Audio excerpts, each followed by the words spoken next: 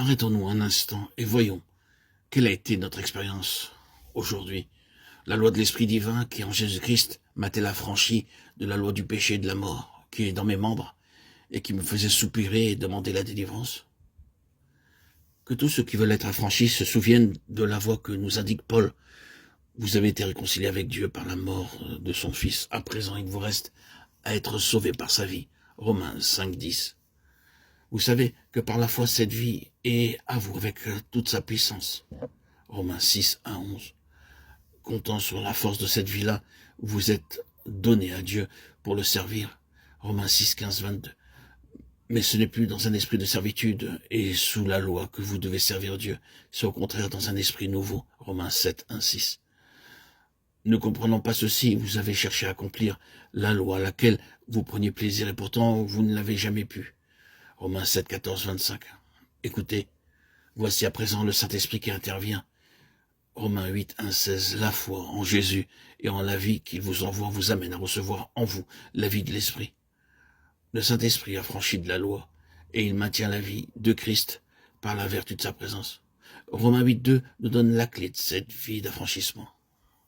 Comme la vie d'Adam se reproduit dans toute la race humaine, de même la vie du Dieu homme circule constamment dans tous ses enfants. Notre vie spirituelle est la reproduction de la vie de Christ qui se répand parmi les siens. La nouvelle naissance nous rattache au second homme qui unit à lui tous ses enfants par le moyen du Saint-Esprit. Si vous voulez vivre de cette vie-là, souvenez-vous que le Saint-Esprit demeure en vous. Cherchez à croire sans cesse à sa présence, à croire qu'il vient révéler Christ et sa vie en vous.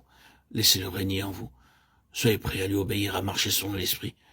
La loi de l'Esprit, la force ou la vertu d'une vie intérieure, la loi de l'Esprit de vie en Jésus-Christ, m'ont affranchi de la loi du péché et de la mort. Oh, notre Dieu et notre Père, nous te rendons grâce de ce que tu nous as donné ton Saint-Esprit, de ce que par lui tu viens avec ton Fils faire ta demeure en nous. Nous te remercions du don de la vie éternelle que ton Fils bien-aimé nous a apporté et qui nous communique en nous donnant sa propre vie. Nous te remercions aussi de ce qu'à présent la loi de l'Esprit de vie qui est en Jésus-Christ nous a affranchis de la loi du péché et de la mort. Notre Père, nous te prions humblement de nous faire l'expérience bénie de ce qu'est cette loi de parfaite liberté. Fais-nous comprendre qu'il est la loi d'une vie intérieure qui, joyeuse et spontanée, se développe avec puissance en nous. Fais-nous comprendre que cette loi n'est autre que la loi de la vie éternelle qui possède une force de vie incessante. Fais-nous comprendre que cette loi est celle de la vie de Jésus-Christ et que c'est notre Sauveur lui-même qui vient l'implanter et la maintenir en nous. Fais-nous comprendre qu'il est la loi de l'Esprit de vie qui est en Jésus-Christ et que le Saint-Esprit vient glorifier Christ en nous révélant sa présence en nous. Oh, notre Père, ouvre nos yeux et vérifie notre foi afin que nous puissions croire que la loi de l'Esprit a réellement plus de force en nous que la loi du péché qui est dans nos membres et qu'elle nous en a affranchis.